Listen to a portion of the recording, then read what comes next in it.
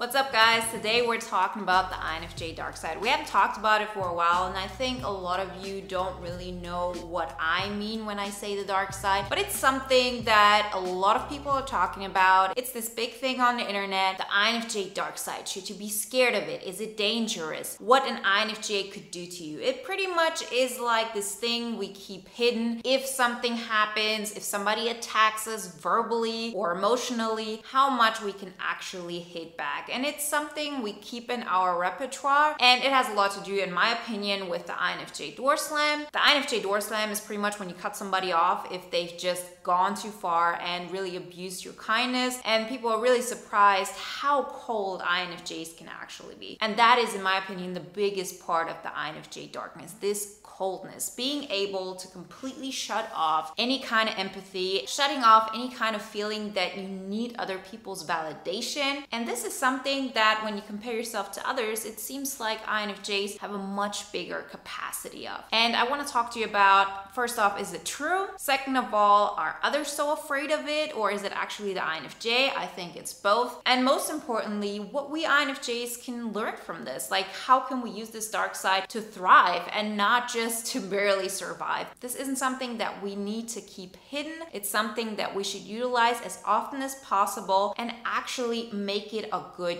quality. Before we go deeper into it, a quick reminder, the INFJ Epic Life Bootcamp launched yesterday. We will have our first live call this Saturday. So you still have 24 hours to get access to the early bird price, and afterwards you can of course still join, but it will be at the full price. But I'm so looking forward to seeing you on Saturday. It's going to be an amazing ride, and to all of the alumni, remember, you will get access to the next live round. This is lifetime access, so I'm so looking forward to seeing you there again. Everything you need to know you find in the links in the description. So now back on topic. I have seen personally in my life, but I've also seen it with clients of mine. I've seen with people we talked in bootcamp about it like over and over and over again. This is really a typical INFJ thing. We do know that we have this dark side within us, but most of us are afraid of it because of the consequences that it will bring. There are fears of, okay, once I bring this out, it's not just the coldness. It's also the fact that I know people so deeply. Once I hit, I will hit them really deeply. Therefore, I will cause a lot of pain. I will not feel like I'm being a good human. And on top of all of this, I will get abandoned. This happens like on a very subconscious level, but just think about it. If others find out that you're a danger to them on a psychological level, of course they're going to distance themselves, even if it's just on a psychological level, even if you continue living with your roommate or you still are going to work with that coworker. But once they see that you do have this power of reading them, understanding what's going on, understanding their weaknesses, and on top of that, you have used this in an altercation against them most of the time because we feel like there is no other choice and we are really, really afraid of it ourselves, then of course it will have consequences. And I've experienced this many times in my life, and I haven't even done it to such an extreme. Like, this has happened to me since I've been a child, and I actually ask myself over and over again, like, how can this be? Like, I didn't do something that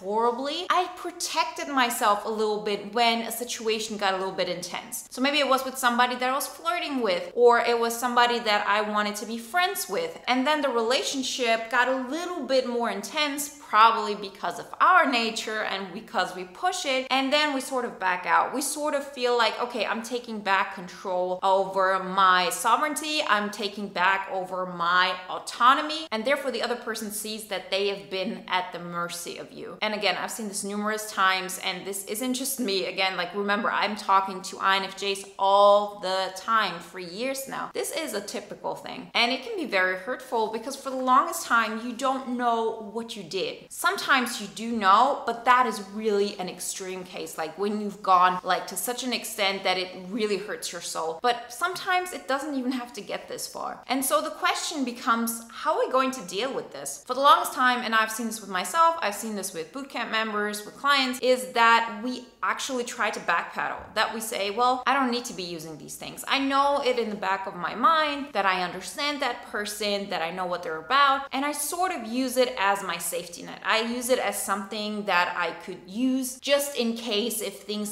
heat up to like the worst scenario, but I'm not going to. Like, that's just not my thing to do. But the problem with this is that in most cases, this really backfires because you go into the relationship thinking that you do have more power than the other person. And you do have more power over the other person because you're actually more focused on their life than on yours. Because I can guarantee you, if you understand a person so deeply, it is always at the cost of your own path. There are, of course, levels to this. It's not like you're completely focused on the other person or you're completely focused on yourself. Now that I would say I'm way more focused on my life and how things are going and being in my power and using my dark side. So I'm not keeping it hidden. I'm actually utilizing it. And we're going to talk about how you can do that as well. Now that I'm doing this, I can still sense that people around me are going through things, and I don't need to voice it just in order to hurt them or anything like this, but it's not as it was before. There's no way. I'm not as invested in other people as I used to. And back then, I didn't feel like there's another choice. That's just how I was. And the reason why I was this way is because I hadn't incorporated my dark side. I hadn't integrated it. This goes back to all the Jungian psychology of integrating your dark side. It really is a true thing. It will change your life if you haven't gone through it, but it doesn't have to be like this huge thing that happens overnight. But to understand, okay, if I feel like I cannot utilize my full power because there's part of me that I have not allowed to be integrated, I have actually projected it outwards. I've put it out there, and when I say I put it out there, I mean I'm not utilizing it. It's there, but it's something I'm afraid of using. It's more like, hidden somewhere. When you're doing this, you're automatically projecting more onto others because all of that power that you naturally have of creating your life and the way you want it to be, and the thing I call the INFJ epic life, that is sort of put in a little cage. And you cannot escape this because in order to grow, you need to be fully integrated. You need to be fully aware of everything that you own as your complete being, because then you can actually get beyond your current limiting beliefs. So what is the second best choice is we live through other people. We have friends that we feel like, okay, if I attach myself to them, then I can feel the joy through them. When they're excited, I feel excitement. When they succeed in life, I'm there to cheer them on. And through that, I feel that emotion. And this kind of dynamic, of course, is one of the reasons why we do have this feeling of, oh, I know how to hurt the other person. I know what they're really about, because we're so focused on that person's well-being, on that person's happiness, and we're so focused on it because it has a direct effect on us. We're completely living through that person. And it doesn't have to be that one person, right? I mean, it can be absolutely everybody that you have in your life, but it's always at like the second great thing.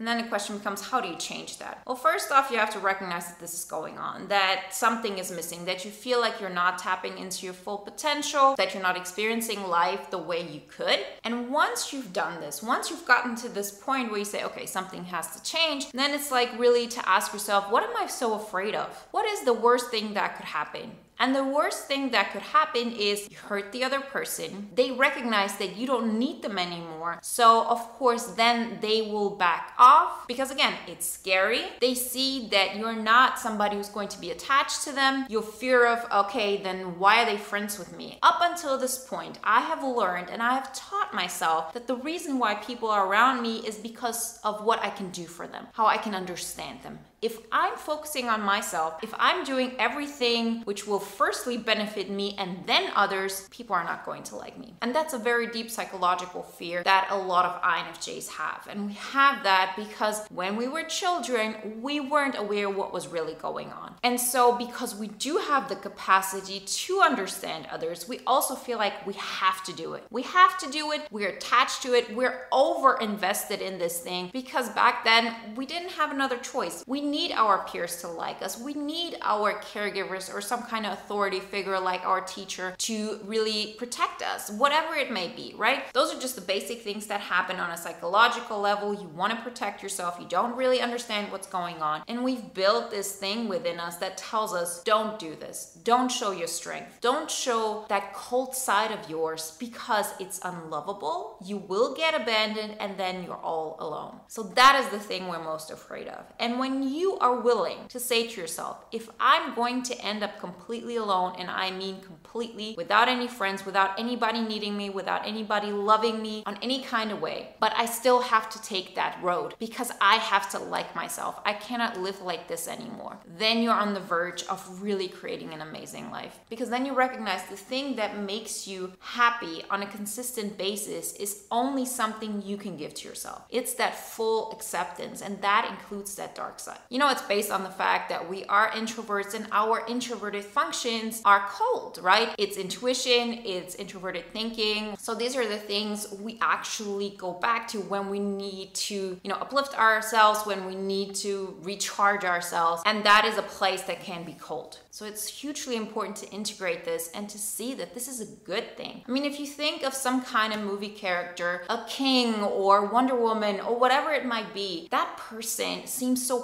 powerful, although they're kind, because we all know that they have that strength, that they have this coldness if they need to use it. There is a respect that comes from that. And that is a respect you give to yourself, and in consequence, others will give to you too. We often feel like people think we're pushovers or we're all about harmony, but we're only that if we haven't integrated that dark side. That dark side is a part of you. It's a good thing. It's a strength that keeps us moving forward when there are uncertainties, when we might get emotionally involved, but we know, okay, at the end of the day, this is the right choice for me, this is the right thing to do, and I'm going to stick with that. And that's the thing that gets us through. That's the thing that's going to make the difference between us staying in a position where we're constantly feeling we're not tapping into our potential, where we don't feel completely seen, where we feel like life is happening outside of us, and being somebody who actually says, I'm choosing myself. This darkness is actually a good thing. Once I integrate it, once I accept it, this is a strength, and I'm going to use it every day. I'm going to start making people see that this is what I'm about. This too, I'm not going to hide it anymore. This is part of how I actually feel. I'm not overly emotionally invested in so many things, and there's absolutely nothing to be ashamed about, because then guess what? You can do amazingly great things and be very kind. I mean, just think of an example of a surgeon.